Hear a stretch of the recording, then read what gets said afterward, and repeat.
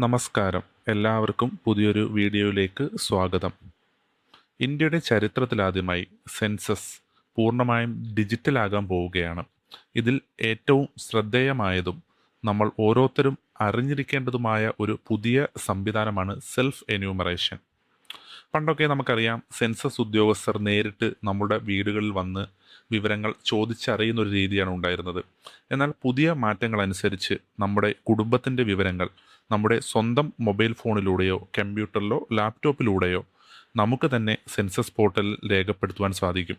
അതാണ് self enumeration എന്ന് പറയുന്നത്. അപ്പോൾ നമുക്ക് ഈ ഒരു ക്ലാസ്സിലൂടെ എന്താണ് സെൽഫ് എന്യൂമറേഷൻ, എങ്ങനെ ആണ് ഇത് എളുപ്പത്തിൽ തെറ്റുകൂടാതെ നമുക്ക് സ്വന്തമായി ചെയ്യാം, ഇതിനൊക്കെ എന്തൊക്കെ കാര്യങ്ങളാണ് നമ്മൾ ശ്രദ്ധിക്കേണ്ടത് തുടങ്ങിയ കാര്യങ്ങളാണ് നമ്മൾ ഇന്നത്തെ ഈ ഒരു ക്ലാസ്സിലൂടെ പരിശോധിക്കുന്നത്. അതുകൊണ്ട് എല്ലാവരും വീഡിയോ പൂർണ്ണമായും സ്കിപ്പ് ചെയ്യാതെ കാണുക. ഇതിൽ ഓരോ ചോദ്യങ്ങളും നമ്മൾ ഉദ്ദേശിക്കുന്ന തരത്തിലല്ല സർക്കാർ ഉദ്ദേശിച്ചിരിക്കുന്നത് എന്ന കാര്യം നമ്മൾ ആദ്യം തന്നെ മനസ്സിലാക്കുക. അപ്പോൾ സർക്കാർ ഉദ്ദേശിക്കുന്ന തരത്തിൽ തന്നെ നമ്മൾ നമ്മുടെ വിവരങ്ങൾ നൽകുവാൻ ശ്രദ്ധിക്കുക. അതല്ലാതെ നമ്മൾ സെൽഫ് എന്യൂമറേഷൻ ചെയ്തു എന്ന് ഫങ്കിവാക്ക് പറയുന്നതിലല്ല കാര്യം. അപ്പോൾ നമുക്ക് ഓരോ ചോദ്യങ്ങളും വിശദമായി തന്നെ നമുക്ക് ഈ ഒരു ക്ലാസ്സിലൂടെ പരിശോധിക്കാം. ആദ്യമായിട്ട് നമ്മൾ സെൽഫ് എന്യൂമറേഷൻ ചെയ്യുന്നതിനായിട്ട് നമ്മളൊരു സെൻസസ് പോർട്ടലിൽ പ്രവേശിക്കേണ്ടതായിട്ടുണ്ട്. അതിൻ്റെ ലിങ്ക് നമ്മളിവിടെ സ്ക്രീനിൽ കാണിക്കുന്നുണ്ട്. അതല്ല എങ്കിൽ നമ്മളുടെ ഫോണാണ് ഏറ്റവും കൂടുതൽ ആൾക്കാർ ഉപയോഗിക്കുന്നത്. അപ്പോൾ നമുക്ക് ഫോണിലൂടെ എങ്ങനെ ചെയ്യാമെന്ന് നമുക്ക് നോക്കാം. നമ്മൾ ജസ്റ്റ് നമ്മൾ ഏത് ബ്രൗസറാണോ, അത് ഗൂഗിൾ ക്രോം ആയിരിക്കാം, ഏതോ ആയിരിക്കാം, അതിൽ നമ്മൾ സെൻസസ് സെൽഫ് എന്യൂമറേഷൻ എന്ന് ജസ്റ്റ് ഒന്ന് ഗൂഗിൾ സെർച്ച് ചെയ്യുക. സെർച്ച് ചെയ്യുമ്പോൾ തന്നെ നമുക്ക് ആദ്യം തന്നെ ആ ഒരു പോർട്ടലിൻ്റെ ലിങ്ക് നമുക്ക് കാണാൻ കഴിയുന്നതാണ്. നമുക്കിവിടെ ആ ഒരു ലിങ്ക് ആദ്യം തന്നെ കാണാൻ കഴിയുന്നതാണ് sc.census.gov.in. അപ്പം നമ്മൾ ആ ഒരു ലിങ്കിൽ ക്ലിക്ക് ചെയ്യുക. അതിനകത്ത് നമ്മൾ ആ സെൽഫ് എന്യൂമറേഷൻ SC എന്ന ആ ഒരു ലിങ്കിൽ ഞാനിവിടെ ക്ലിക്ക് ചെയ്യുകയാണ്. ക്ലിക്ക് ചെയ്യുമ്പോഴത്തേക്കും നമുക്ക് ഒരു പുതിയൊരു വിൻഡോ ഓപ്പണായി വന്നു. ഇതിൽ നമുക്ക് നോക്കുമ്പോഴേക്കും അതിനകത്ത് നമ്മളുടെ സ്റ്റേറ്റ് അല്ലെങ്കിൽ യൂണിയൻ ടെറിട്ടറി അത് ഏതാണെന്ന് സെലക്ട് ചെയ്യാനൊരു ഓപ്ഷനുണ്ട്. അതിൻ്റെ തൊട്ട് താഴെ ക്യാപ്ച എൻ്റർ ചെയ്യണം. അപ്പോൾ നമ്മൾ ആദ്യം ആ ഒരു സ്റ്റേറ്റ് സെലക്ട് ചെയ്യുന്നു. തൊട്ട് താഴെയുള്ള ആ ഒരു ക്യാപ്ച നമ്മളിവിടെ എൻ്റർ ചെയ്യുകയാണ്. അത് എൻ്റർ ചെയ്ത് നമ്മൾ വെരിഫൈ ആൻഡ് പ്രൊസീഡ് എന്നതിലാണ് നമ്മൾ ക്ലിക്ക് ചെയ്യേണ്ടത്. അത് നമ്മൾ കൃത്യമായി എൻ്റർ ചെയ്ത് വെരിഫൈ ആൻഡ് പ്രൊസീഡ് എന്നതിൽ നമ്മളിവിടെ എൻ്റർ ചെയ്യുമ്പോഴേക്കും പുതിയൊരു വിൻഡോയിലോട്ട് നമ്മൾ പോകുന്നതാണ്. അതിനകത്ത് നമ്മൾ ജസ്റ്റ് ഹിന്ദിയിലാണ്. നമുക്ക് ഹിന്ദി അറിയാത്തവരാണെങ്കിൽ ഒന്നും മനസ്സിലാവത്തില്ല. ആകെ താഴെ ഒരു ഓക്കെ ഉണ്ട്. നമ്മൾ ആ ഒരു ഓക്കെ ക്ലിക്ക് ചെയ്യുക. അതിനുശേഷം വരുന്ന ആ ഒരു വിൻഡോ എന്ന് പറയുന്നത് ഈ ഒരു ഭാഗത്ത് നമ്മൾ വീട്ടിലെ ഗൃഹനാഥൻ്റെയോ ഗൃഹനാഥയുടെയോ പേര് വിവരങ്ങളാണ് നൽകേണ്ടി വരുന്നത്. അത് അതിനനുസരിച്ച് ചെയ്യുക. അതല്ലാതെ വീട്ടിൻ്റെ ഉടമസ്ഥൻ്റെ പേര് എന്നുള്ളൊരർത്ഥത്തിലല്ല അത് രേഖപ്പെടുത്തേണ്ടതെന്ന് നിങ്ങൾ ഓർക്കുക. അപ്പോൾ ഭാര്യയ്ക്കോ ഭർത്താവിനോ ആർക്ക് വേണമെങ്കിലും നമുക്ക് അവിടെ പേര് അവിടെ രേഖപ്പെടുത്താവുന്നതാണ്. അതല്ലാതെ ആ ഒരു ഹൗസ് ഹോൾഡ് കൊണ്ട് ഉദ്ദേശിക്കുന്നത് ഈ വീടിൻ്റെ യഥാർത്ഥ ഉടമസ്ഥൻ്റെ പേരല്ല എന്നുള്ളത് നമ്മൾ ആദ്യം മനസ്സിലാക്കുക.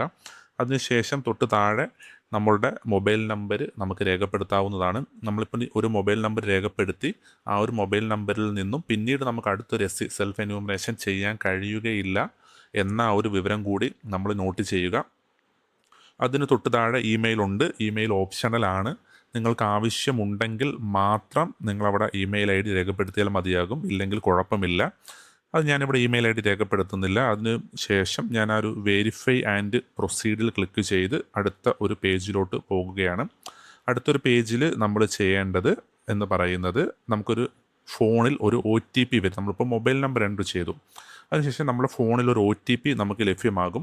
ആ ഒരു OTP എൻ്റർ ചെയ്യുന്നതിന് മുമ്പായിട്ട് നമ്മൾ തൊട്ട് മുകളിൽ ലാംഗ്വേജ് സെലക്ട് ചെയ്യാനൊരു ഓപ്ഷനുണ്ട്. അതിൽ നമുക്ക് ഇഷ്ടപ്പെട്ട ഒരു ലാംഗ്വേജ്, നമുക്കറിയാവുന്ന ഒരു ലാംഗ്വേജ് നമ്മളവിടെ സെലക്ട് ചെയ്യുക. ആ ഒരു ലാംഗ്വേജിലായിരിക്കും നമ്മൾ തുടർന്നുള്ള ബാക്കി എല്ലാ കാര്യങ്ങളും നമ്മൾ ഫില്ല് ചെയ്യുന്നത്. ലാംഗ്വേജ് സെലക്ട് ചെയ്തതിന് ശേഷം നമ്മളുടെ മൊബൈലിൽ ലഭ്യമായ OTP എൻ്റർ ചെയ്ത് നമ്മൾ വെരിഫൈ OTP കൊടുത്ത് അടുത്ത പേജിലോട്ട് നമുക്ക് പോകാൻ കഴിയുന്നതാണ്. അപ്പം ഒരു മെസ്സേജ് നമുക്കവിടെ കാണാൻ കഴിയുന്നതാണ്. താങ്കളുടെ SC ID അതാത് സ്ഥലത്തെ എന്യൂമറേറ്റർക്ക് സ്ഥിരീകരണത്തിനായി നൽകുന്നതാണ്. മാപ്പിൽ നമ്മളുടെ വീട്ടിൻ്റെ സ്ഥാനം രേഖപ്പെടുത്തുക. അങ്ങനെ കുറച്ച് കാര്യങ്ങളാണ്. അത് ജസ്റ്റ് നമ്മളൊന്ന് വായിച്ച് നോക്കുക. കൃത്യമായിട്ടും അത് വായിച്ച് നോക്കുക. അതിനുശേഷം നമ്മൾ ആ ഒരു ഓക്കെ ബട്ടണിൽ നമ്മൾ ക്ലിക്ക് ചെയ്യുക.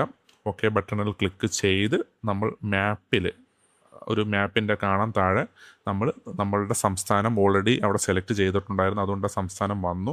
അതിനുശേഷം നമ്മൾ ഏത് ജില്ലയിലാണോ ഉള്ളത് ആ ജില്ല നമ്മൾ സെലക്ട് ചെയ്യുക. അതിനുശേഷം നമ്മളുടെ പിൻകോഡ് ഏതാണോ അത് നമ്മൾ സെലക്ട് ചെയ്യുക. അതിന് തൊട്ട് താഴെയായിട്ട് നമ്മളിപ്പോൾ മാപ്പിലിപ്പോൾ വലിയൊരു ഏരിയ ആയിരിക്കും കാണിക്കുന്നത്. നമ്മളുടെ വീടിന് തൊട്ടടുത്തുള്ള എന്തെങ്കിലും ഒരു ലാൻഡ്മാർക്ക് നമ്മൾ മാപ്പിൽ സെർച്ച് ചെയ്യുന്നതിനായിട്ട് അടിച്ചു കൊടുക്കേണ്ടതായിട്ടുണ്ട്. നമുക്കിപ്പം ലാൻഡ്മാർക്ക് ചിലപ്പോൾ ഒരു പള്ളി കാണുമായിരിക്കും. ആ പള്ളി സെർച്ച് ചെയ്ത് നമുക്ക് നമ്മളുടെ വീടിൻ്റെ അടുത്തേക്ക് എത്താൻ പറ്റും. അതല്ലെങ്കിൽ നമ്മളുടെ ഒരു സ്ഥലപ്പേരായാലും മതി. ആ സ്ഥലപ്പേരോ സെലക്ട് ചെയ്ത് നമ്മൾ സെർച്ച് കൊടുക്കുമ്പോഴേക്കും ആ ഒരു ഏരിയ ആയിരിക്കും മാപ്പിൽ വരുന്നത്. അതിൽ നിന്നും നമ്മളുടെ ഏരിയ നമുക്ക് സൂം ചെയ്ത് നമ്മളുടെ ഏരിയ ഏതാണ് അതിലേക്ക് മാപ്പ് നീക്കി ആ ഒരു ചുമന്ന പോയിന്റ് നമ്മൾ നീക്കി നമ്മളുടെ വീട്ടിന് മുകളിൽ, അതല്ലെങ്കിൽ വീട്ടിന് ഏറ്റവും അടുത്തുള്ള ഭാഗത്ത്, ചിലപ്പോൾ നമുക്ക് കൃത്യമായിട്ട് മാപ്പിൽ അത് വെക്കാൻ പറ്റത്തില്ല.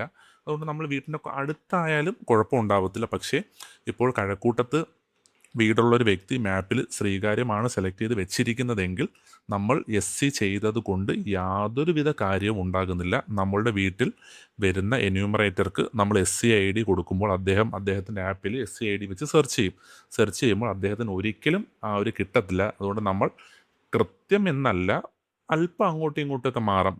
ഒരു 200-300 മീറ്റർ അല്ലെങ്കിൽ 400 മീറ്റർ മാറുന്നതുകൊണ്ട് കുഴപ്പമില്ല.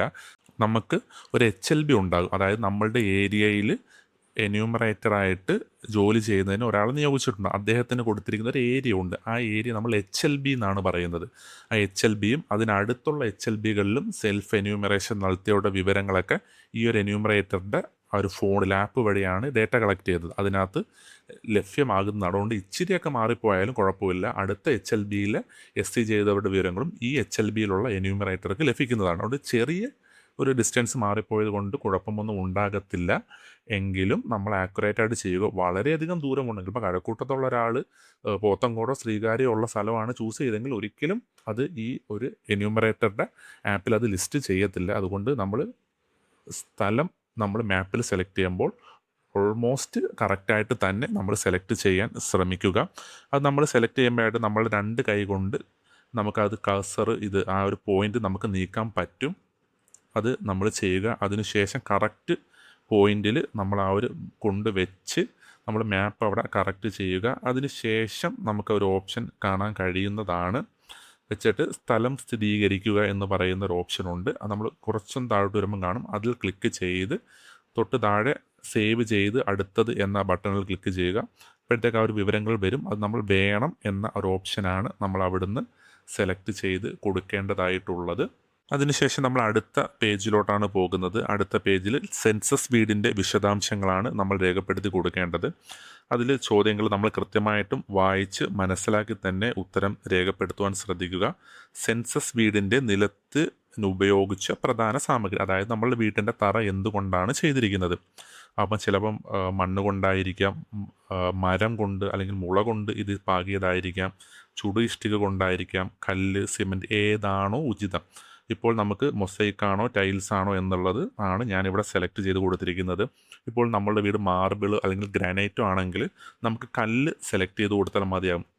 ഇവിടെ കല്ല് കൊണ്ട് നിങ്ങൾ ഉദ്ദേശിക്കുന്നത് വെറും കല്ലല്ല, പ്രകൃതിദത്തമായ കല്ലാണ് ഗ്രാനൈറ്റും മാർബിളും എന്ന് പറയുന്നത്. കല്ല് സെലക്ട് ചെയ്ത് കൊടുത്താൽ മതിയാകും. ഇനി ഇഷ്ടിക പാകിയവരാണെങ്കിൽ ചുടു ഇഷ്ടിക എന്നുള്ള അത് കൊടുക്കാം, ചുട്ട ഇഷ്ടിക എന്നുള്ള അതിൽ ഉചിതമായത് ഏതാണോ നമുക്ക് കൊടുക്കാം. ഇപ്പോൾ നമുക്ക് വേറൊരു സംശയം ഉണ്ടാകും, എൻ്റെ 2 മുറി ടൈൽസാണ്, പക്ഷേ ബാക്കിയുള്ള 4 നമ്മുടെ റൂമോ അടുക്കള എന്തോ ഇതിപ്പം നമ്മൾ ഗ്രാനൈറ്റ് ആയിരിക്കാം. അങ്ങനെ ഉണ്ടെങ്കിൽ ഏത് സെലക്ട് ചെയ്യും? അപ്പോൾ നമ്മൾ ഏറ്റവും കൂടുതലുള്ളത് ഏതാണോ അതാണ് നമ്മൾ സെലക്ട് ചെയ്യേണ്ടത്. എപ്പോഴും ഇതിൻ്റെ സെൻസസിൽ നമ്മൾ കൊടുക്കുന്നത് മെജോറിറ്റി ഏതാണോ അതാണ് നമ്മൾ ഇവിടെ രേഖപ്പെടുത്തി കൊടുക്കേണ്ടത്. അതിനുശേഷം സെൻസസ് വീടിൻ്റെ ഭിത്തിക്ക് ഉപയോഗിച്ച പ്രധാന സാമഗ്രി അതും നമ്മൾ പരിശോധിച്ച് ഉചിതമായത് തന്നെ നമ്മൾ വീടിൻ്റെ ഏതാണോ ഇതിപ്പം ചുടുകട്ട കൊണ്ടായിരിക്കാം, ചിലപ്പം സിമൻറ്റ് കട്ടയായിരിക്കാം, അങ്ങനെയുള്ള ഏതാണോ നമ്മൾ ഇപ്പം ചിലർ ഷീറ്റ് കൊണ്ട് മറച്ചതായിരിക്കാം, അങ്ങനെയുള്ള അല്ലെങ്കിൽ പുല്ല് കൊണ്ടോ ഓല കൊണ്ടോ മറച്ചതായിരിക്കാം. അങ്ങനെ ഏതാണോ ഉചിതം എന്നുള്ളത് നമ്മൾ സെലക്ട് ചെയ്ത് കൊടുക്കുക. ഇനി അടുത്ത ഒരു ഓപ്ഷനിലോട്ട് നമ്മൾ പോകുകയാണ്. സെൻസസ് വീടിൻ്റെ മേൽക്കൂരയ്ക്ക് ഉപയോഗിച്ച പ്രധാന സാമഗ്രി അതും നമ്മൾ നമ്മളുടെ വീടിൻ്റെ കണ്ടീഷൻ പരിശോധിച്ച് ഏതാണോ ഉചിതമെന്നത്, ഏതാണോ കറക്റ്റ് എന്നുള്ളത് അത് നമ്മൾ സെലക്ട് ചെയ്യുക. ഇവിടെ കുറേ ഓപ്ഷൻ ഉണ്ട്, പുല്ല്, ഓല, അങ്ങനത്, പ്ലാസ്റ്റിക്, പിന്നീട് കോൺക്രീറ്റ് ഉണ്ടാകും, കൈനിർമ്മിത ഓട്, യന്ത്രനിർമ്മിത ഓട്, ചുടു ഇഷ്ടിക, കല്ല്, GI മെറ്റൽ, ആസ്ബറ്റോസ് ഷീറ്റ്, അങ്ങനെ പരമാവധി നമ്മളുടെയൊക്കെ ഏരിയയിൽ മിക്കവാറും കോൺക്രീറ്റോ അതല്ല എങ്കിൽ യന്ത്രനിർമ്മിതമായ ഓടായിരിക്കാം. പിന്നീട് പുല്ലുകൊണ്ട് മേഞ്ഞ വീടുകൾ ഉണ്ടാകും. ഷീറ്റിട്ട GI മെറ്റൽ ഷീറ്റിട്ട് ഉണ്ടെങ്കിൽ ആസ്ബറ്റോസ് ഇട്ട ഉണ്ടാകും. അതിൽ നമ്മളുടെ ഇപ്പം നമുക്കൊക്കെ ആണെങ്കിൽ വാർത്ത കെട്ടിടാകുമ്പോൾ നമുക്ക് തന്നെ അറിയാമല്ലോ കോൺക്രീറ്റ് ആണെന്നുള്ളത്. ഇപ്പോൾ ചിലർക്കൊരു സംശയം ഉണ്ടാകാം, എൻ്റെ വീടിൻ്റെ മുകളിൽ ഷീറ്റ് ഇട്ടിട്ടുണ്ട്, കോൺക്രീറ്റ് വീടാണ്, മുകളിൽ ഷീറ്റ് ഇട്ടിട്ടുണ്ട്. അപ്പോൾ ഞാൻ ഷീറ്റല്ലേ എൻ്റെ റൂഫ് മുകളിൽ, അതാണോ കൊടുക്കേണ്ടത് അതോ കോൺക്രീറ്റ് ആണോ? നമ്മൾ കോൺക്രീറ്റ് ആണ് കൊടുക്കേണ്ടത്. പിന്നീട് ചിലർ കോൺക്രീറ്റ് ഇട്ടിട്ട് മുകളിൽ ഒരു കുറച്ച് ഫംഗിക്കായിട്ട് ഓട് പാകുന്നവരുണ്ടാവും. അപ്പോൾ എൻ്റെ വീടിൻ്റെ മുകളിൽ ഓടല്ലേ എന്ന് തോന്നും. പക്ഷേ കോൺക്രീറ്റ് ആണ് നമ്മളുടെ യഥാർത്ഥ മേൽക്കൂര എന്നത് നമ്മൾ മനസ്സിലാക്കുക. അങ്ങനെ ആയിരിക്കണം നമ്മൾ ഉത്തരം നൽകേണ്ടത്. അത് നമ്മൾ ഉചിതമായത് നമ്മളുടെ ഏതാണോ എന്നുള്ളത് നമ്മളവിടെ സെലക്ട് ചെയ്ത് കൊടുക്കുക. അതിന് ശേഷം തൊട്ട് താഴോട്ട് നമ്മൾ വന്ന് ഈ സെൻസസ് വീടിൻ്റെ അവസ്ഥ എന്ന്, അതാണ് അടുത്ത ചോദ്യം. അതിൽ 3 ഓപ്ഷനുണ്ട്: നല്ലത്, താമസിക്കാവുന്നത്, ജീർണിച്ചത്. നമ്മളെന്തായാലും നല്ല വീട്ടിലായിരിക്കാം താമസിക്കുന്നത്. സോ നമ്മൾ മെജോറിറ്റി നല്ലതെന്നായിരിക്കും കൊടുക്കുന്നത്. ഇനി അഥവാ ഇനി എന്തെങ്കിലും കുറച്ചും കൂടെയൊക്കെ താമസിക്കാൻ പറ്റുന്നൊരു പരുവത്തിലാണ്, അങ്ങനെയുള്ളവർ നമ്മുടെ രാജ്യത്തുണ്ട്. അപ്പം ആ രീതിയിലുള്ളതാകും. പിന്നെ ജീർണിച്ചതും അതെല്ലാം നമ്മുടെ രാജ്യത്തുള്ളതാണ്. ഇത് കേരളത്തിന് വേണ്ടി മാത്രമുള്ള സെൻസസ് അല്ല. ഈ ഒരു സെൻസസ് എന്ന് പറയുന്നത് ഇന്ത്യ ഒട്ടാകെ ഉള്ളതാണ്. അപ്പം ഈ ചോദ്യങ്ങളെല്ലാം ആ രീതിയിലാണ്, ഒരു വിശാല ഹൃദയത്തോടു കൂടി നമ്മൾ മനസ്സിലാക്കണം. അതല്ലാതെ നമ്മളുടെ ഒരു ഏരിയ അല്ലെങ്കിൽ ഒരു തിരുവനന്തപുരം കോർപ്പറേഷൻ പരിധി അല്ലെങ്കിൽ കൊല്ലം അല്ലെങ്കിൽ കേരളം, ആ ഒരു പരിധിയിലുള്ള ഇന്ത്യയിൽ എല്ലായിടത്തും സെൻസസ് ഈ ഒരു ചോദ്യം ഈ ഒരു മാതൃകയിൽ തന്നെയാണ്, ഈ ഒരു ചോദ്യം വെച്ച് തന്നെയാണ് നടത്തുന്നത്. അപ്പോൾ നമ്മൾ എല്ലാവരെയും ഉൾക്കൊള്ളിക്കുന്ന ചോദ്യങ്ങളാണ് ഇവിടെ ഉൾക്കൊള്ളിച്ചിട്ടുള്ളത്. അപ്പോൾ നമ്മൾ ആ ഒരു വിശാല മനസ്സോടുകൂടി അതിനെ കണ്ട് അതിനനുസരിച്ചുള്ള ഉത്തരമാണ് നമ്മൾ രേഖപ്പെടുത്തേണ്ടത്. അതിൻ്റെ ആൻസർ ഏതാണോ ഇത് നമ്മൾ അതിനനുസരിച്ച് രേഖപ്പെടുത്തുക. അതിനുശേഷം സേവ് ചെയ്ത് അടുത്തതെന്നതിൽ പോവുക. ആ വേണം എന്നതിൽ ക്ലിക്ക് ചെയ്ത് നമ്മൾ അടുത്ത പേജിൽ പോവുകയാണ്. കുടുംബവുമായി ബന്ധപ്പെട്ട വിവരങ്ങളാണ് നമ്മളിവിടെ ചോദിക്കുന്നത്. അതിൽ ആദ്യത്തെ ചോദ്യം എന്ന് പറയുന്നത് ഈ കുടുംബത്തിൽ പതിവായി താമസിക്കുന്ന ആൾക്കാരുടെ എണ്ണമാണ്. അതാണ് ചോദ്യം. ഇപ്പം നമ്മളുടെ വീട്ടിൽ 4 ആൾക്കാരാണ് ഉള്ളത്. ഇപ്പോൾ റേഷൻ കാർഡ് പ്രകാരം ഞങ്ങളുടെ വീട്ടിൽ 4 ആൾക്കാരുണ്ട്. പക്ഷേ ഈ ഗൃഹനാഥൻ്റെ മകൻ ഇപ്പോൾ മറ്റൊരു രാജ്യത്തായിരിക്കാം. ഇപ്പോൾ ഏതെങ്കിലും ഗൾഫ് കൺട്രീസിലായിരിക്കാം, യൂറോപ്യൻ കൺട്രീസിലായിരിക്കാം. കഴിഞ്ഞ 1 വർഷമായിട്ട് അല്ലെങ്കിൽ 2 വർഷമായിട്ട് അവിടെ ആണ് എങ്കിൽ നമ്മൾ ഈ ഒരു വ്യക്തിയെ നമ്മളുടെ നിലവിലെ ഈ ഒരു സെൻസസ് ഉൾപ്പെടുത്തേണ്ടതില്ല. കുറഞ്ഞത് 6 മാസമെങ്കിലും ഇവിടെ നിലവിൽ ഉണ്ടായിരിക്കുന്ന ഒരു വ്യക്തി ആയിരിക്കണം. അതല്ലാത്ത ഉള്ള ഒരു വ്യക്തിയെ നമ്മൾ ഉൾപ്പെടുത്തേണ്ടതില്ല. ഇപ്പോൾ നമ്മൾ നോക്കുമ്പം റേഷൻ കാർഡിൽ എൻ്റെ മകൻ്റെ പേരുണ്ടല്ലോ, അല്ലെങ്കിൽ എൻ്റെ മകളുടെ പേരുണ്ട്, കല്യാണം കഴിച്ച് മറ്റൊരു സ്ഥലത്തായിരിക്കാം. അപ്പോൾ ഇത് റേഷൻ കാർഡിൽ എന്തെങ്കിലും പ്രശ്നങ്ങൾ ഉണ്ടാകും. ഇതൊക്കെ സ്വാഭാവികമായിട്ടും ഒരു മനുഷ്യനുണ്ടാകുന്ന സംശയങ്ങളാണ്. നമ്മളൊരു കാര്യം മനസ്സിലാക്കുക, ഈ ഒരു സെൻസസ് കൊണ്ട് ഉദ്ദേശിച്ച് ഇതിനെ ഒന്നും ബാധിക്കുന്ന കാര്യമല്ല. ഇപ്പോൾ നമ്മളെ അച്ഛന് കിട്ടുന്ന പെൻഷനെ ബാധിക്കില്ല, സാമൂഹ്യ സുരക്ഷാ പെൻഷൻ അല്ലെങ്കിൽ റേഷൻ കാർഡിൽ ബാധിക്കത്തില്ല, ഒന്നിനെ ഇത് ബാധിക്കുക. ഇതിൻ്റെ ഉദ്ദേശം വേറെയാണ്. നമ്മളുടെ ഭാവി എങ്ങനായിരിക്കണം, നമ്മളുടെ അടുത്ത ഇന്ത്യ എങ്ങനെ, നമ്മളുടെ വികസനം എങ്ങനായിരിക്കണം, ഏതൊക്കെ മേഖലയാണ് നമ്മൾ കുറച്ചും കൂടി ശ്രദ്ധിക്കേണ്ടത്, ഒരു ഏരിയയിൽ അവിടെ ഒരു സ്കൂളിൻ്റെ ആവശ്യകത ഉണ്ടോ, ഇങ്ങനെയൊക്കെയുള്ള പല പല കാര്യങ്ങളും കണക്കിലെടുത്ത് അവിടെ അതിൻ്റെയൊക്കെ പരിഹാരം കണ്ടെത്താനാണ് നമ്മൾ സെൻസസ് നടത്തുന്നത്. അല്ലാതെ നമ്മൾക്ക് കിട്ടുന്ന പെൻഷൻ ഇല്ലാതാക്കാനോ മറ്റു കാര്യങ്ങൾക്കോ ഒന്നുമല്ല. ഇതൊക്കെ ഹൈലി കോൺഫിഡൻഷ്യൽ ആയിരിക്കും. ഇതെങ്ങും പുറത്തു പോകില്ല. ഇത് ഒരു ആളുടെ വ്യക്തിയുടെ ഡേറ്റ എടുത്തല്ല നമ്മൾ അവലോകനം ചെയ്യുന്നത്, മൊത്തത്തിലുള്ള ഡേറ്റ എടുത്താണ് നമ്മൾ അവലോകനം ചെയ്യുന്നത്. ഇതൊരു കോടതിയിൽ പോലും തെളിവിനായി സ്വീകരിക്കത്തില്ല ഈ വിവരങ്ങൾ. അതുകൊണ്ട് നമ്മൾ ആ ഒരു കൺസെപ്റ്റിലാണ് ഇതിനെ കാണേണ്ടത്. ആ ഒരു കൺസെപ്റ്റിലായിരിക്കണം നമ്മൾ ഈ ഒരു മറുപടി നൽകേണ്ടത്. അങ്ങനെ ആയിരിക്കണം നമ്മൾ. അപ്പം കുടുംബത്തിൽ പതിവായി താമസിക്കുന്നവരുടെ എണ്ണം ചോദിച്ചു കഴിഞ്ഞാൽ ഇവിടെ ഇല്ലാത്തവരുടെ എണ്ണം നമ്മൾ കാണിക്കേണ്ടതില്ല. ഇപ്പോൾ ഞാനിവിടെ തിരുവനന്തപുരത്ത് ജോലി ചെയ്യുന്നു, എൻ്റെ ഭാര്യ കാസർഗോഡാണ്. നമ്മൾ ആഴ്ചയിൽ ഒരിക്കൽ വല്ലതും കാണുന്നു, ഇങ്ങനെ ആയിരിക്കും. പക്ഷേ ഈ വ്യക്തി ഇവിടെ അല്ല ഉൾപ്പെടുത്തേണ്ടത്. ആ വ്യക്തി കൂടുതലും എവിടാണോ താമസിക്കുന്നത് അവിടാണ് ആ വ്യക്തി ഉൾപ്പെടുത്തേണ്ടത്. ആ രീതിയിലായിരിക്കണം നമ്മൾ ഉത്തരം എഴുതേണ്ടത് എന്ന കാര്യം നമ്മൾ ശ്രദ്ധിക്കുക. ഇപ്പോൾ പുറത്തുള്ള, ഗൾഫിലുള്ള അല്ലെങ്കിൽ UK നമ്മളുടെ മകനോ മകളോ ഇവിടെ ഉൾപ്പെടുത്തേണ്ട കാര്യമില്ല. അവർ ഈ സെൻസസിൽ വരുന്നതല്ല. നമ്മൾ ആ ഒരു രീതിയിലായിരിക്കണം നമ്മളുടെ ഉത്തരങ്ങൾ രേഖപ്പെടുത്തേണ്ടതെന്ന് ശ്രദ്ധിക്കുക. ആ ഒരു എണ്ണം കൊടുക്കുക. കുടുംബനാഥൻ നാഥയുടെ പേര് നമ്മൾ ഓൾറെഡി ഇവിടെ ആദ്യമേ എൻ്റർ ചെയ്തിട്ടുണ്ടായിരുന്നു, അതിവിടെ വന്നിട്ടുണ്ട്. അത് നമ്മൾ തിരഞ്ഞെടുത്ത ഭാഷയിൽ കൂടി തൊട്ട് താഴെ എൻ്റർ ചെയ്ത് കൊടുക്കേണ്ടതുണ്ട്. ഇവിടെ നമ്മൾ മലയാളമാണ് സെലക്ട് ചെയ്തുകൊണ്ട് നമ്മൾ മലയാളത്തിലും കൂടെ അവിടെ രേഖപ്പെടുത്തി കൊടുക്കേണ്ടതുണ്ട്. അതിനുശേഷം കുടുംബനാഥൻ നാഥയുടെ ലിംഗഭേദം, അത് ആണ് പെണ്ണ് ട്രാൻസ്ജെൻഡർ ഏതാണോ എന്നുള്ളത് ആ ഒരു വിവരങ്ങൾ കൂടി നമ്മൾ തൊട്ട് താഴെ നമ്മൾ സെലക്ട് ചെയ്ത് കൊടുക്കുക. അതിനുശേഷം പട്ടികജാതി പട്ടികവർഗമോ അല്ലെങ്കിൽ മറ്റുള്ളവരാണെങ്കിൽ പട്ടികജാതി പട്ടികവർഗ വിഭാഗത്തിൽ വരുന്നതാണെങ്കിൽ നമ്മൾ അത് സെലക്ട് ചെയ്യുക. അതല്ല എങ്കിൽ നമ്മൾ മറ്റുള്ളവർ എന്ന ഒരു ഓപ്ഷനാണ് നമ്മൾ ഇവിടുന്ന് സെലക്ട് ചെയ്ത് കൊടുക്കേണ്ടത്. ഇപ്പം നമ്മളുടെ വിഭാഗം ഏതിലാണ് ഉൾപ്പെടുത്തുന്നതെന്ന് നമുക്ക് ആ ഒരു ഓപ്ഷൻ അവിടുന്ന് കാണാൻ പറ്റും. ആരൊക്കെയാണ് പട്ടികജാതി പട്ടികവർഗ വിഭാഗങ്ങൾ ഉൾപ്പെടുന്നതെന്നുള്ളത് നമുക്ക് ആ ഒരു ലിസ്റ്റിൽ നമുക്ക് നോക്കി പരിശോധിക്കാവുന്നതുമാണ്. അതിനുശേഷം വീടിൻ്റെ ഉടമസ്ഥത. വീടിൻ്റെ ഉടമസ്ഥത 3 ഓപ്ഷനുണ്ട്. സ്വന്തമായി മറ്റെവിടെയെങ്കിലും വീടുണ്ടെങ്കിലും നിലവിൽ വാടകയ്ക്ക് താമസിക്കുന്നത്, സ്വന്തമായി വീടില്ലാതെ വാടകയ്ക്ക് താമസിക്കുന്നവർ, അതല്ലെങ്കിൽ മറ്റേതെങ്കിലും എന്നുള്ള രീതിയിൽ ആ രീതിയിലുള്ളതും നമുക്ക് ഇവിടുന്ന് ഉണ്ട്. അപ്പം നമ്മൾ കറക്റ്റായിട്ടുള്ള ഇതായിരിക്കണം സെലക്ട് ചെയ്യേണ്ടത്. ഇപ്പം ചിലർ വാടകയ്ക്കായിരിക്കും താമസിക്കുന്നത്, സ്വന്തം വീടുണ്ടായിരിക്കും, പക്ഷേ ആ വിചാരിക്കും എനിക്ക് സ്വന്തം വീടുണ്ടല്ലോ, പിന്നെ ഞാൻ ഈ സ്വന്തമായി വീടുണ്ടെങ്കിലും വാടകയ്ക്ക് താമസിക്കേണ്ടത് കൊടുക്കേണ്ടതുണ്ടോ എന്നൊക്കെ സംശയം ഉണ്ടാകും. നിലവിലെ അവസ്ഥയാണ് ചോദിക്കുന്നത്. ഈ സെൻസസ് വീട്ടിൽ നമ്മൾ എങ്ങനെയാണ് താമസിക്കുന്നത് ആ ഒരു അവസ്ഥയാണ് ചോദിക്കുന്നത്. അതിനുള്ള ഉത്തരമാണ് നമ്മളിവിടെ രേഖപ്പെടുത്തി കൊടുക്കേണ്ടത്. ആ ഒരു ഉത്തരം രേഖപ്പെടുത്തുക. അതിനുശേഷമുള്ള ചോദ്യമെന്ന് പറയുന്നത് താമസിക്കുവാനുള്ള മുറികളുടെ എണ്ണം. താമസിക്കാനുള്ള മുറികളുടെ എണ്ണം എന്ന് നമ്മൾ കണക്ക് കൂട്ടുമ്പോൾ അതിനകത്ത് നമ്മുടെ വീട്ടിലുള്ള എല്ലാ മുറികളുമല്ല, അതിൽ നിന്നും പലതും നമ്മൾ ഒഴിവാക്കേണ്ടതുണ്ട്. ഈ ഒഴിവാക്കേണ്ടതായ കാര്യങ്ങളെന്ന് പറയുന്നത് നമ്മളുടെ വീട്ടിൻ്റെ അടുക്കള, കുളിമുറി, കക്കൂസ്, സ്റ്റോർ റൂം, ഇടനാഴി, വരാന്ത, മുറിയ ഇവയൊന്നും നമ്മൾ കണക്കാക്കരുത്. അല്ലാത്തുള്ള ബാക്കിയുള്ള റൂമുകളുടെ എണ്ണമാണ് നമ്മൾ ഇതായിട്ട് കണക്കാക്കേണ്ടത്. ആ ഒരു എണ്ണമാണ് നമ്മൾ ഇവിടെ എൻ്റർ ചെയ്ത് കൊടുക്കേണ്ടത്. അതിന് തൊട്ട് താഴെ ഈ കുടുംബത്തിൽ താമസിക്കുന്ന ദമ്പതികളുടെ എണ്ണം, അതും നമ്മൾ ഉചിതമായി എത്ര പേരുണ്ടെന്നുള്ളത് എൻ്റർ ചെയ്ത് കൊടുക്കുക. അതിനുശേഷം സേവ് ചെയ്ത് അടുത്തതിലോട്ട് പോകുക. നമ്മളത് എൻ്റർ ചെയ്ത് സേവ് ചെയ്ത് അടുത്തത് കൊടുത്ത് ഓക്കെ കൊടുത്ത് മുന്നോട്ട് പോകുന്നു. ഇനി അടുത്ത ചോദ്യം നമ്മൾ വളരെയധികം ശ്രദ്ധിക്കേണ്ടതാണ്. കുടിവെള്ളത്തിൻ്റെ പ്രധാന സ്രോതസ് ഏതാണെന്നാണ് നമ്മളെ ചോദ്യം. ഇവിടെയൊക്കെ പലർക്കും തെറ്റ് പറ്റുന്നതും കൺഫ്യൂഷൻ ഉണ്ടാകുന്നതാണ്. ഇത് കുടിവെള്ളത്തെക്കുറിച്ചാണ് ചോദിക്കുന്നത്, നമ്മുടെ വീട്ടിൽ വരുന്ന വെള്ളത്തെക്കുറിച്ചുള്ളതല്ല, കുടിവെള്ളത്തെക്കുറിച്ചുള്ള ചോദ്യമാണ്. അതിനുള്ള ഉത്തരമാണ് നമ്മൾ രേഖപ്പെടുത്തേണ്ടത്. ഇപ്പോൾ നമ്മൾ കോർപ്പറേഷൻ പരിധിയിലുള്ള ഒരു വ്യക്തിയാണെങ്കിൽ ചിലപ്പോൾ അദ്ദേഹത്തിന് പൈപ്പ് വെള്ളമായിരിക്കും, ശുദ്ധീകരിച്ച പൈപ്പ് വെള്ളം. കാര്യം അത് ശുദ്ധീകരിച്ചാണ് നമ്മളുടെ വീട്ടിലോട്ട് എത്തുന്നത് ആയിരിക്കാം. ആ വ്യക്തിയുടെ വീട്ടിൽ ചിലപ്പോൾ പണ്ടുള്ള ഈ വീടൊക്കെയാണ്, ചിലപ്പോൾ കിണറുണ്ടായിരിക്കാം. അപ്പോൾ ഈ വ്യക്തി ചിലപ്പോൾ കിണറിൽ നിന്നായിരിക്കും വെള്ളം കുടിക്കുന്നത്. കിണറ്റിൽ നിന്നുള്ള വെള്ളമായിരിക്കാം അവർ കുടിവെള്ളത്തിനായിട്ട് ഉപയോഗിക്കുന്നത്. കുടിവെള്ളത്തിൻ്റെ സ്രോതസ്സാണ് ചോദിച്ചിരിക്കുന്നത്, അതായിരിക്കാം. അപ്പോൾ നമ്മൾ ഉചിതമായത്, ചിലപ്പോൾ ഇപ്പം അവിടെ കുടിവെള്ളം കിണറുണ്ടായിരിക്കാം, പൈപ്പ് വെള്ളം ഉണ്ടായിരിക്കാം, പക്ഷേ ഇവർ പുറത്തുനിന്ന് ക്യാനിൽ വെള്ളം വാങ്ങിച്ച് അതായിരിക്കാം കുടിക്കുന്നത്. അപ്പോൾ നമ്മൾ ഏതാണ് സെലക്ട് ചെയ്യേണ്ടത്? അതിനും ഇതിനകത്ത് ഓപ്ഷനുണ്ട്. അതായിരിക്കണം പാക്ക് ചെയ്ത എന്ന് നമ്മൾ താഴോട്ട് വരുമ്പോൾ കാണാൻ കഴിയുന്നതാണ്. പാക്ക് ചെയ്ത കുപ്പിവെള്ളം എന്നുള്ളൊരു ഓപ്ഷൻ ഉണ്ട്, അതായിരിക്കും നമ്മൾ സെലക്ട് ചെയ്യുന്നത്. ആ രീതിയിലായിരിക്കണം നമ്മൾ ഈ ചോദ്യങ്ങളെ ഓരോന്നും കാണേണ്ടത്. അതല്ലാതെ നമ്മൾ വീട്ടിൽ വെള്ളം വരുന്നത് എങ്ങനെയാണ്, അത് കോർപ്പറേഷൻ്റെ പൈപ്പിൽ നിന്ന് വരുന്നത്, ആ രീതിയിലല്ല. ഇവിടെ ചോദിക്കുന്നത് എന്തിനെക്കുറിച്ചാണ്? കുടിവെള്ളത്തെക്കുറിച്ചാണ് ചോദിക്കുന്നത്. അപ്പോൾ അതിനുള്ള ഉത്തരമാണ് നമ്മൾ രേഖപ്പെടുത്തേണ്ടത്.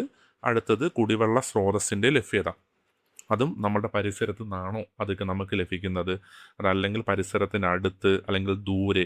ഈ ദൂരെയും ഈ പരിസരത്തിനടുത്തിനൊക്കെ എന്ന് പറയുന്നതിൽ ഒരു നിശ്ചിത പരിധി നിശ്ചയിച്ചിട്ടുണ്ട്. ഇപ്പം ഗ്രാമപ്രദേശത്താണെങ്കിൽ 1/2 കിലോമീറ്റർ വരെയാണ് ഈ പരിസരത്തിനടുത്ത് എന്ന് കൊണ്ട് ഉദ്ദേശിക്കുന്നത്. ഇപ്പോൾ നഗരപ്രദേശങ്ങളിലാണെങ്കിൽ അതിനും ഒരിതുണ്ട്, 100 മീറ്ററാണ് അതിനും ഒരു ലിമിറ്റ് നിശ്ചയിച്ചിരിക്കുന്നത്. അതും കൂടെ നമ്മളൊന്ന് അറിഞ്ഞു വെക്കുക.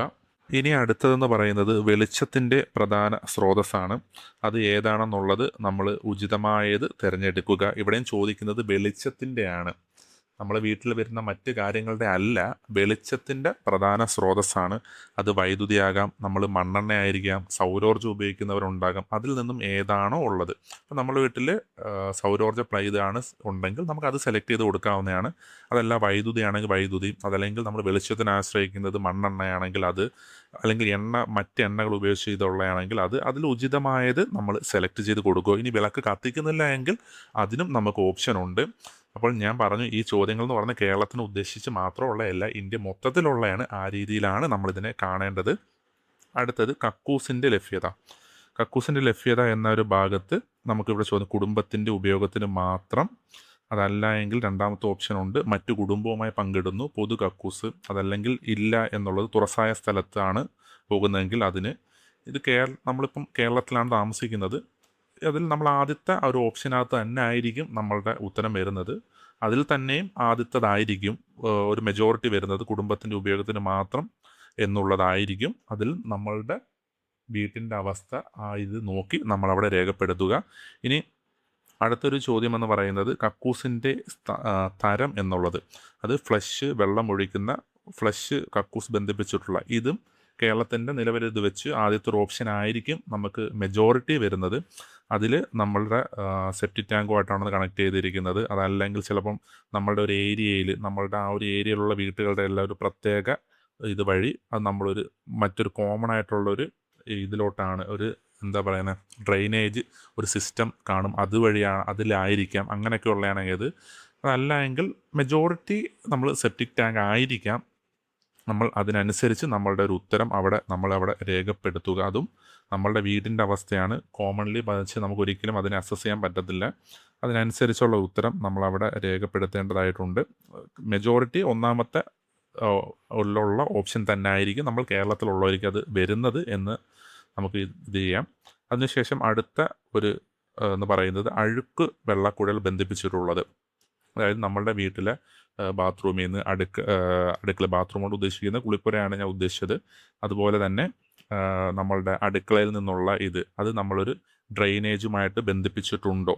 അപ്പോൾ ഈ ഒരു ചോദ്യത്തിലും നമുക്ക് ചിലപ്പോൾ ഒരു സംശയം ഉണ്ടാകും. ഇപ്പം നമ്മളുടെ വീട്ടിലെ അടുക്കളയിലെ വെള്ളം നമുക്ക് അവിടെ ഒരു പൂന്തോട്ടമുണ്ട്, നമ്മൾ അങ്ങോട്ടാണ് ഒഴുക്കി വിടുന്നത്, പക്ഷേ നമ്മുടെ വീട്ടിലൊരു ഡ്രെയിനേജും ഉണ്ടാകും.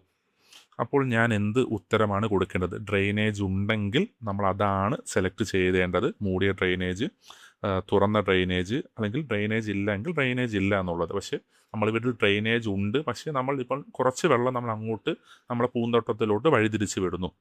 പക്ഷേ ഡ്രെയിനേജ് ഉണ്ടെങ്കിൽ നമ്മൾ അതിനെ കണക്ക് കൂട്ടേണ്ട, ഡ്രെയിനേജ് ഉണ്ട് എന്നുള്ള ഉത്തരം തന്നെയാണ് നമ്മൾ രേഖപ്പെടുത്തി കൊടുക്കേണ്ടത്. ഇനി പരിസരത്ത് ലഭ്യമായ കുളിക്കുവാനുള്ള സൗകര്യം, അതും നമുക്ക് ഒന്നാമത്തെ ഓപ്ഷൻ തന്നെ ആയിരിക്കാം കൂടുതൽ വരുന്നത് എന്ന് നമുക്ക് തോന്നുന്നു. കുളിമുറിയുണ്ട്, മേൽക്കൂരയില്ലാത്ത മറപ്പുര, അല്ലെങ്കിൽ ഇല്ല എന്നുള്ളത്. അതിൽ ഒന്നോ രണ്ടോ ആയിരിക്കാം നമ്മളുടെ ഉത്തരം മെജോറിറ്റി നമുക്ക് വരുന്നത്. അതും നമ്മൾ ഉചിതമായത് സെലക്ട് ചെയ്യുക. ഇനി അടുത്ത ഒരു ചോദ്യം അടുക്കളയുടെയും LPG NG കണക്ഷൻ്റെ ലഭ്യത. ഇതാണ് നമ്മുടെ ചോദ്യം. ഇതിൽ നമ്മൾ ഏതാണോ വരുന്നത് അതിനനുസരിച്ച് സെലക്ട് ചെയ്തു. പാചകം അടുക്കളയിൽ, പിന്നെ പാചകം വീട്ടിനുള്ളിൽ എന്നാൽ അടുക്കളയിലല്ല. അതിന് താഴെ അടുത്തൊരു ഓപ്ഷൻ ഉണ്ട്, പാചകം തുറസായ സ്ഥലത്ത് വീടിന് പുറത്ത്, അല്ലെങ്കിൽ പാചകമില്ല. ഇത്രയാണ് ഓപ്ഷൻ.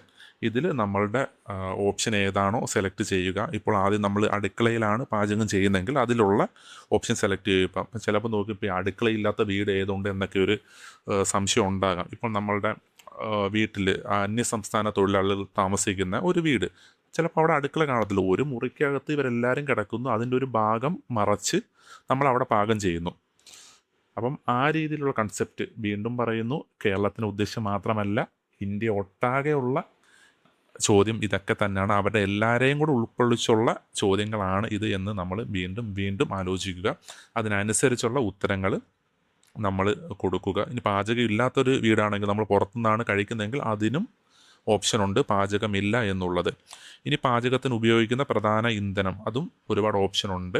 അതിൽ വിറക്, വിളവിൻ്റെ അവശിഷ്ടം, അതായത് നമുക്കിപ്പോൾ തൊണ്ട് അങ്ങനെയൊക്കെയുള്ള ഓരോ ഇതുണ്ടല്ലോ, അതൊക്കെയാണ് ഉദ്ദേശിച്ചത്. ചാണക, വരളി, ഏതാണോ നമ്മൾ കൂടുതൽ. ഇപ്പം നമ്മളുടെ വീട്ടിൽ ചിലപ്പം മണ്ണെണ്ണ സ്റ്റൗ ഉണ്ടായിരിക്കും, LPG ഉണ്ട്. നമ്മൾ ഏറ്റവും കൂടുതൽ ഉപയോഗിക്കുന്ന ഏതാണോ അതാണ് നമ്മളിവിടെ രേഖപ്പെടുത്തി കൊടുക്കേണ്ടത്.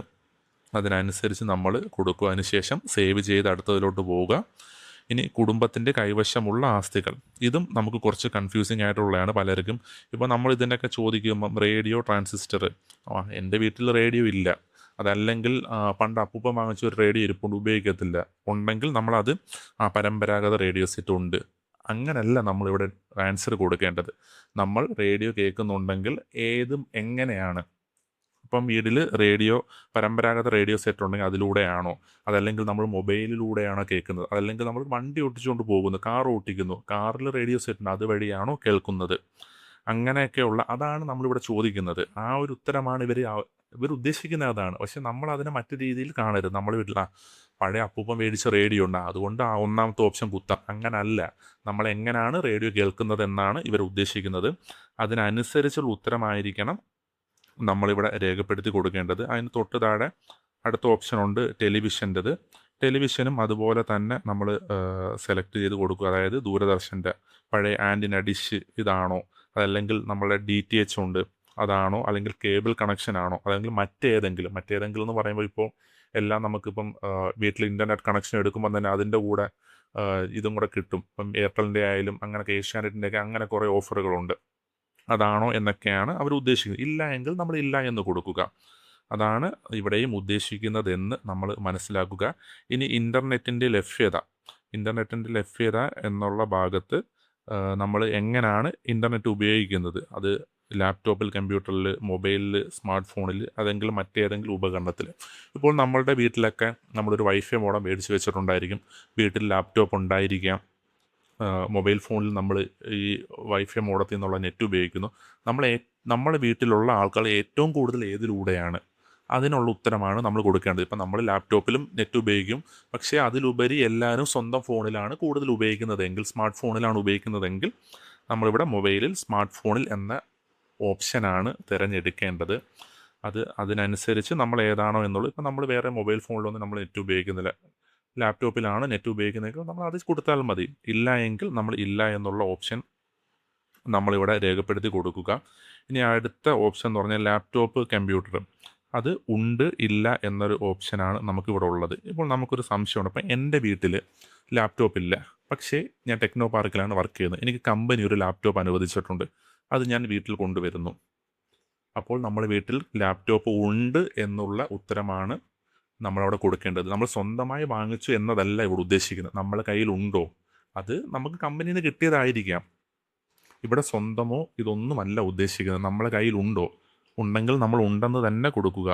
ഇപ്പോൾ ഇനി വേറൊരു ഉദാഹരണം. ഇപ്പോൾ നമ്മളുടെ മകൻ്റെ കൂട്ടുകാരൻ, അവന് 2 ലാപ്പ് ഉണ്ടായിരുന്നു.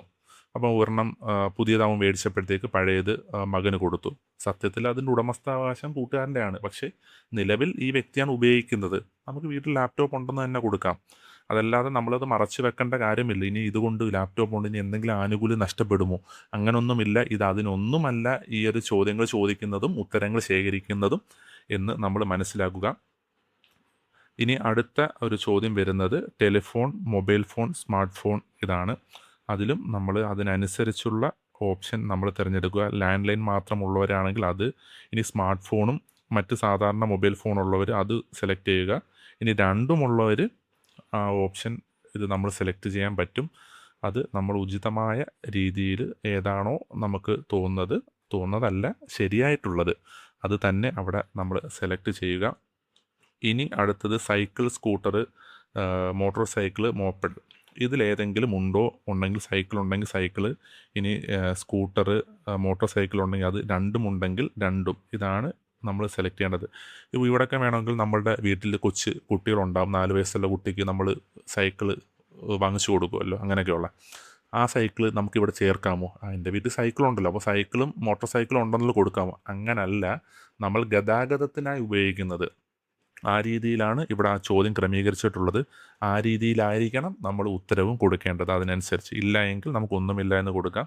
ഇനി കാറ്, ജീപ്പ്, വാന്, ഇവിടെയും പലർക്കും ഒരു സംശയമുണ്ടാകുന്ന കാര്യമാണ്. ഉദാഹരണത്തിന് ഒരു വ്യക്തി റെൻറ്റിന് കാറെടുത്ത് റെൻറ്റിന് ഇത് ചെയ്യുകയാണ്. ആ കാറ് ഈ വ്യക്തിയുടെ സ്വന്തമല്ല, അത് ഉൾപ്പെടുത്തണോ വേണ്ടയോ? തീർച്ചയായിട്ടും ഈ ഒരു വിവരശേഖരണത്തിൽ നമ്മളത് കാണിക്കണം.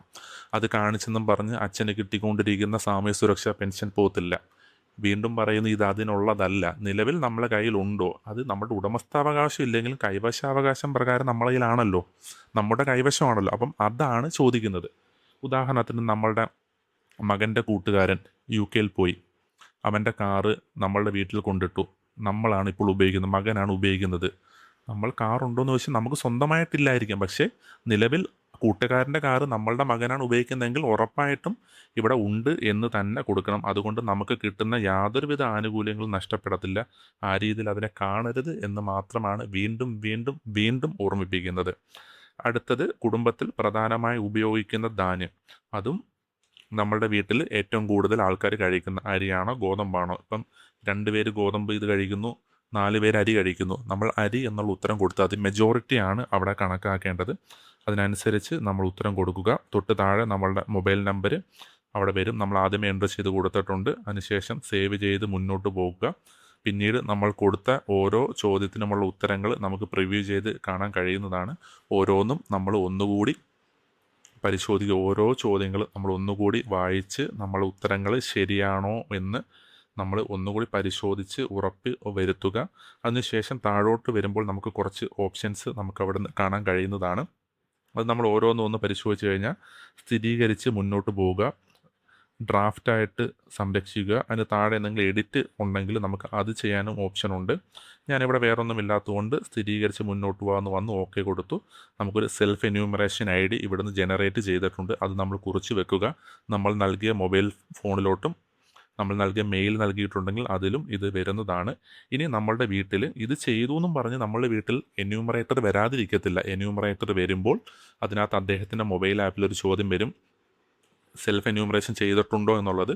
അവിടെ യെസ് കൊടുത്ത് നമ്മളുടെ ഈ ഒരു ID കൊടുത്തു കഴിഞ്ഞാൽ അദ്ദേഹത്തിന് ഈ ഉത്തരങ്ങളെല്ലാം കാണാൻ പറ്റും. അദ്ദേഹം ഇത് ഒന്നുകൂടി പരിശോധിക്കും. അതിനുശേഷം മാത്രമേ അദ്ദേഹം അത് സേവ് ചെയ്ത് എടുക്കത്തുള്ളൂ. അപ്പോൾ നമ്മൾ കൊടുക്കുന്ന കാര്യങ്ങൾ എന്തെങ്കിലും തെറ്റുണ്ടെങ്കിൽ, അദ്ദേഹത്തിന് ഇപ്പോൾ ഓലമേഞ്ഞ വീടാണ്, നമ്മൾ കോൺക്രീറ്റ് ഒരു പവർ ഇരിക്കട്ടെ എന്നും പറഞ്ഞ് കോൺക്രീറ്റ് കൊടുത്തു, പക്ഷെ അദ്ദേഹം വരുമ്പോൾ ഓലമേഞ്ഞാണെങ്കിൽ അദ്ദേഹം അത് തിരുത്തി ഇത് ചെയ്യും. അപ്പോൾ നമ്മൾ ചെയ്തത് കൊണ്ട് കാര്യമില്ല, കാര്യം അദ്ദേഹം അത് വന്ന് തിരുത്തി അത് വീണ്ടും അത് മാറ്റും. പിന്നീട് നമ്മുടെ ലൊക്കേഷൻ പരമാവധി അടുത്ത് തന്നെ നമ്മൾ സെലക്ട് ചെയ്യുക. കഴക്കൂട്ടത്തുള്ള ഒരാൾ ശ്രീകാര്യമാണ് ലൊക്കേഷൻ വെച്ചെങ്കിൽ ഇവിടെ SCID കൊടുത്തിട്ട് അദ്ദേഹത്തിൻ്റെ ആപ്പിൽ അത് SCID നമ്പർ അടിക്കുമ്പോൾ അത് ലിസ്റ്റ് ചെയ്യത്തില്ല. അദ്ദേഹത്തിൻ്റെ തൊട്ടടുത്തുള്ള HLBയിലുള്ളയാണെങ്കിൽ അത് ലിസ്റ്റ് ചെയ്യും. അതിനപ്പുറത്തോട്ടുള്ള ഒന്നും ലിസ്റ്റ് ചെയ്യില്ല. അതുകൊണ്ട് ഇത്തരം കാര്യങ്ങളൊക്കെ ശ്രദ്ധിക്കുക. കൃത്യമായ വിവരങ്ങൾ നമ്മൾ നൽകുവാൻ ശ്രദ്ധിക്കുക. ഇതുകൊണ്ട് നമുക്ക് നമ്മളുടെ ആനുകൂല്യങ്ങളൊന്നും നഷ്ടപ്പെടുകയില്ല. ഇത് ആനുകൂല്യങ്ങൾക്ക് വേണ്ടിയുള്ളതുമല്ല, ആ ഒരു നഷ്ടപ്പെടുത്താൻ വേണ്ടിയുള്ളതുമല്ല എന്നൊരു ബോധ്യം നമുക്കുണ്ടാകണം. ഈ ചോദ്യങ്ങൾ രാജ്യമൊട്ടാകെയുള്ള ചോദ്യങ്ങളാണ്, കേരളത്തിന് വേണ്ടി മാത്രമുള്ളതല്ല. ആ ഒരു കാര്യങ്ങളൊക്കെ നമ്മൾ പ്രത്യേകം ശ്രദ്ധിക്കുക. ഈ ഒരു ക്ലാസ് ഇഷ്ടമായിട്ടുണ്ടെങ്കിൽ നമ്മൾ ഈ സെൽഫ് എന്യൂമറേഷൻ ചെയ്യാനായിട്ട് പരമാവധി പേരെ നമ്മൾ പ്രോത്സാഹിപ്പിക്കുക. എല്ലാ സർക്കാർ ജീവനക്കാരും നമ്മൾ മാതൃകയാവുക, മറ്റ് പൊതുജനങ്ങൾക്ക് മാതൃകയാവുക, സെൽഫ് എന്യൂമറേഷൻ ചെയ്ത് മാതൃകയാവുക. എല്ലാവർക്കും ഒരു ശുഭദിനം നേരുന്നു. നന്ദി.